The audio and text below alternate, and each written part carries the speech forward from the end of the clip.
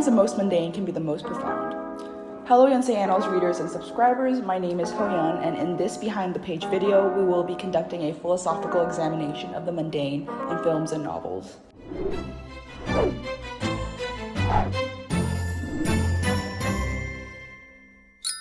My article discusses films and novels that lack major plot points. So unlike your typical movies, nothing dramatic happens and there is no visible point of climax. However, it is precisely the mundanity of it all that provides the profoundest insight into the essence of humanity in capturing them in all their raw, unrefined beauty. These types of movies and books generally fall under the slice of life genre, which, as its name indicates, are visual or literary works that attempt to capture seemingly quotidian moments in one's life. Rather than individual scenes having a clear purpose and role in the overall narrative, the emphasis is placed on the moment itself. The first film we'll look at is Lady Bird by Greta Gerwig. I would say that the very realistic and raw portrayal of the mother-daughter relationship in Lady Bird is a cherry on top of this brilliant movie. Lady Bird is a coming-of-age story about a teenager named Lady Bird and the ups and downs of the final moments of her high school life in Sacramento.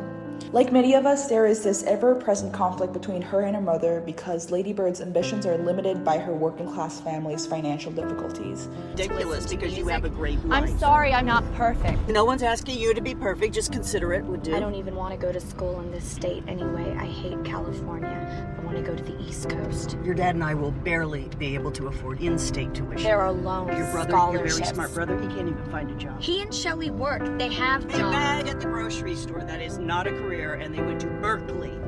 Your father, You said you would. You should just go to City College. You know, with your work ethic, just go to City College and then to jail, and then back to City College, and then maybe you'd learn to pull yourself up and not expect everybody to do everything.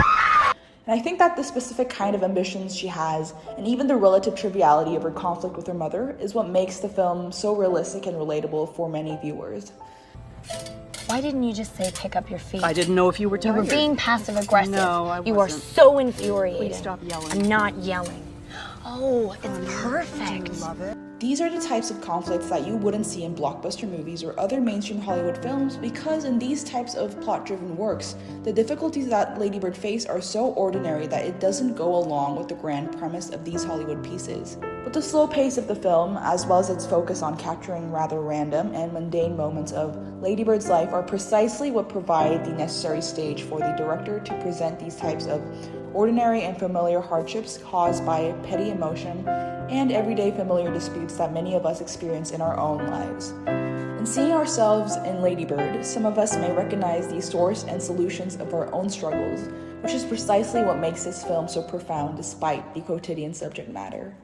The next piece I want to introduce is Sean Baker's The Florida Project, which depicts the everyday lives of a homeless single mother, Hallie, and her mischievous daughter, Mooney. The interesting irony presented by this film has to do with the stark juxtaposition between the glistening fantasy of Disney World and the grim realities faced by the homeless population that live in motels just outside of this Disney World. Hallie and Mooney are also situated at the lower end of the socioeconomic spectrum, and like Lady Bird, Sean Baker includes scenes that are very much mundane and ordinary. The role that the element of mundanity plays in the Florida Project can be looked at in two contrasting ways, which is from the perspective of Mooney or the perspective of Hallie.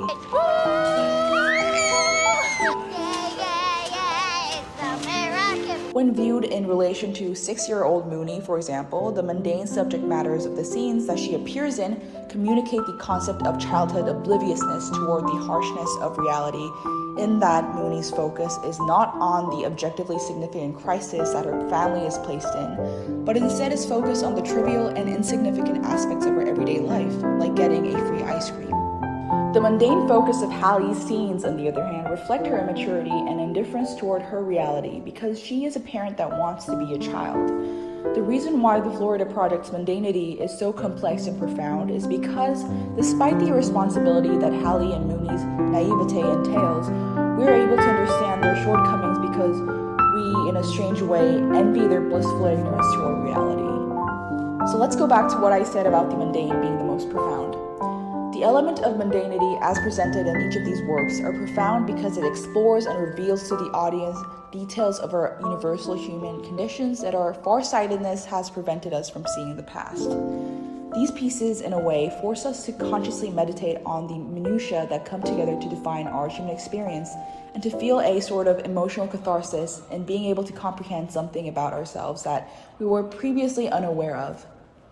But a leprechaun is on the end with the gold, and it wouldn't let us keep it. I wish that leprechaun was nice. Let's go beat it up. Come on. If you are interested in the analysis I gave in this video, go check out the full article in the Yonsei Annals website and make sure to like, comment, and subscribe to our Annals YouTube channels.